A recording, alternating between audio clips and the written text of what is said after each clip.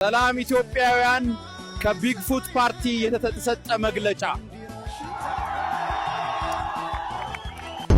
በመጀመሪያ እዚህ የተሰበሰባችሁ ኢትዮጵያውያን 500 ሺህ ብር እንደተቀበላችሁ በጩኸት ግለጹላቸው።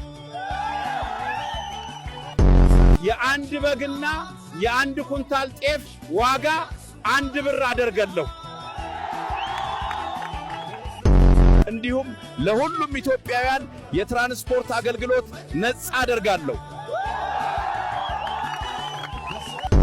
በተወሳከም በእኔ የስልጣን ዘመን ለአንሰገንድም መብራትና ውሃ እንደማይሄድ ለመግለጽ ወዳለሁ። ለውጥ የሚጀምርበት ጊዜ አሁን ነው። ለሁሉም ኢትዮጵያውያን አስተላልፉ። በመጨረሻም በእኔ የስልጣን ዘመን እንዲደርግላቸው የምትፈልጉትን በኮሜንት ጻፉልኝ።